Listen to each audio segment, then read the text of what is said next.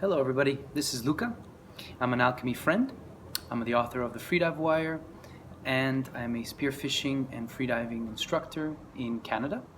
I run a company called Sea to Sky Freediving, where we teach people how to freedive and spearfish in the difficult, cold and dark waters of the Canadian Northwest. Today, as part of the complete guide for Alchemy Spearfishing, I'm going to talk to you about spearfishing in the Pacific Northwest of Canada. Pacific Northwest of Canada is home to some of the most beautiful waters in the world. It is a stunning place to spearfish with an abundance of species, and it is also one of the most sustainable and fun activities you can do in the water. However, the conditions of freediving and spearfishing in the Pacific Northwest are a little bit different than somewhere like the Mediterranean. We have very challenging conditions, including large tidal fluctuations, currents that are very strong, low visibility, cold water, strong thermoclines, and pretty much pitch black at about 30-40 meters.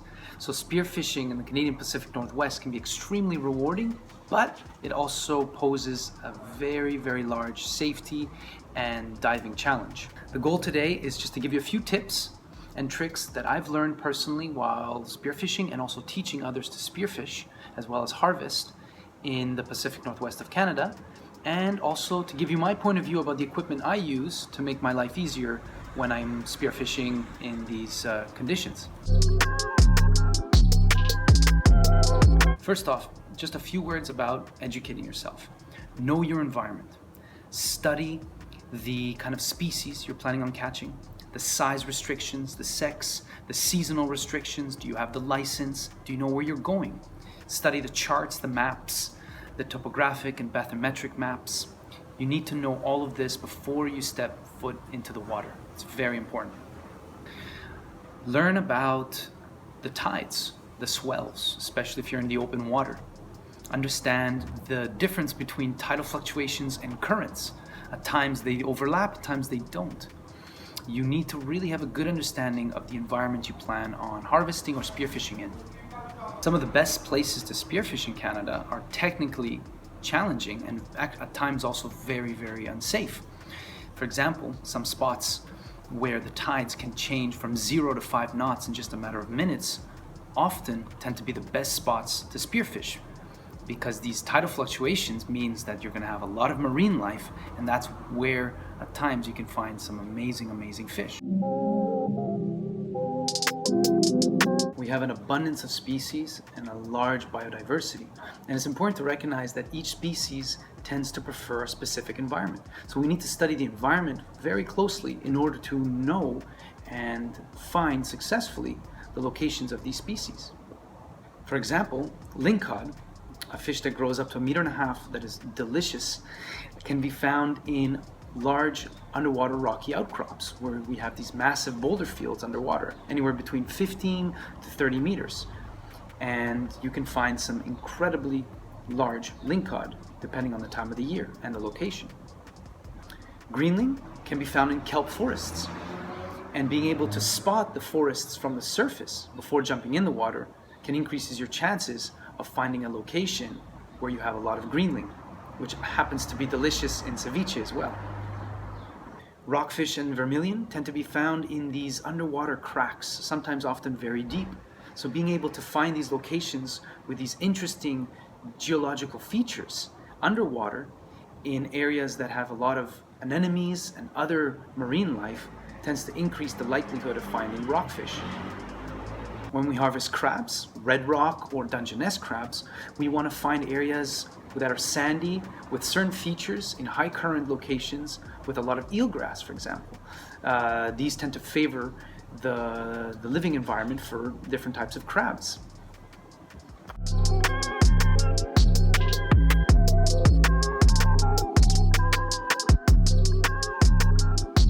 Now I'm going to talk a bit about equipment and how important the kind of equipment it is we use for our environment and how it can differ from the spearfishing and harvesting equipment used in other areas in the world.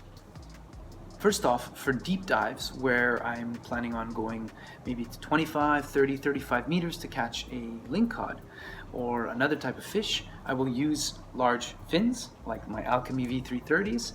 I'm a huge fan of these fins because they give me the power I need when coming back up with a large fish.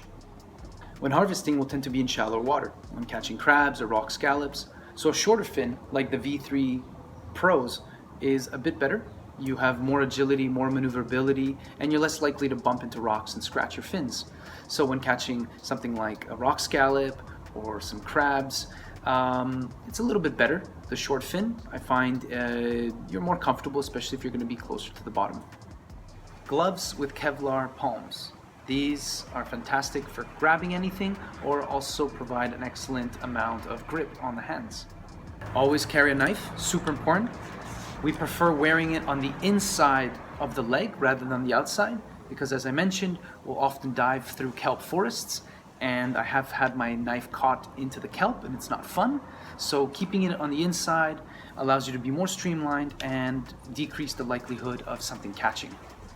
I like a watch with multiple depth alarms and time alarms, as well as a watch that allows me to look at my profile when diving. That way I can learn how more efficient I can be where I was wasting energy. As we know, in freediving we would rather have a V-shaped profile, but in spearfishing we will favor a U-shaped profile because we have some bottom time. So studying your profile and learning from it is actually very, very valuable for spearfishing. Lastly, let's chat a bit about the most important piece of spearfishing equipment, your spear gun. This is the Spearnamo Karen, and it is my favorite gun to use. It's also handmade in Canada. The idea behind this gun is that it has the length of a reef gun, but it has the power of a blue water gun. What do I mean by this? A blue water gun tends to be very long, 1.60 m, 1.80 m sometimes, because it needs that power and that length to shoot something like a tuna. A reef gun needs the maneuverability and the agility of a smaller gun because you're going into cracks, you're going into boulder fields and into kelp forests.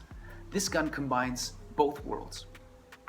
It has the power of a blue water gun because, as you can see, it has 3 bands. So when all 3 are loaded, this is strong enough to take down a tuna, but it has the length of a reef gun. So it's still short enough to be able to maneuver and be agile through something like a kelp forest. Another very important piece of equipment, of course, is your wetsuit and how it differs from wetsuits from other places. Well, in Canada, it's very, very cold. We can have up to 10 degrees on the surface with a thermocline down to 6 or 5 degrees at depth, depending on the time of the year. So having a good warm wetsuit is super, super important. I, of course, love ocean or freediving. They are made in Canada and they are very warm custom-made wetsuits. I will wear something like this that is a 7 mil top and a 5 mil bottom. Even if the water's 6 degrees, I stay pretty warm with gloves and booties. And the reason I like to wear a 7 mil top and a 5 mil bottom is because since I'm moving a lot, I don't need as much buoyancy on the bottom. As long as I have my 7 mil top, I will stay very warm. From a safety point of view, there's something else that we have to consider.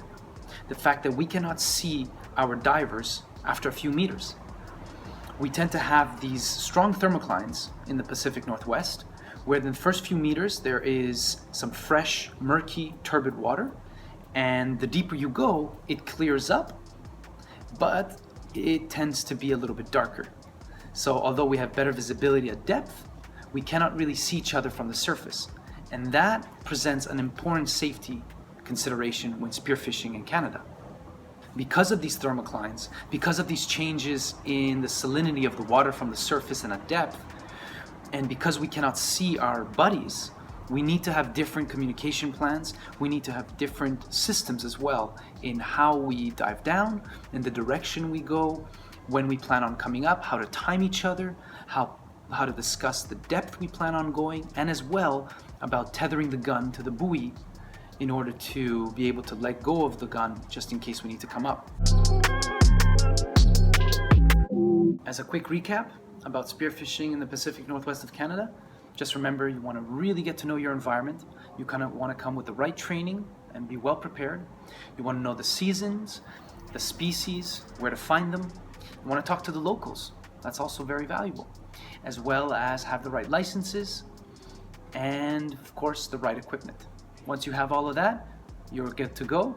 So make sure to send me a message if you ever find yourself in the western part of Canada and you'd like to do some spearfishing. Thank you so much for joining me as part of this Alchemy Spearfishing Complete Guide. I hope you learned a few things about spearfishing in the Canadian Pacific Northwest. And if ever you come join us, we will take you out for a spearfishing session.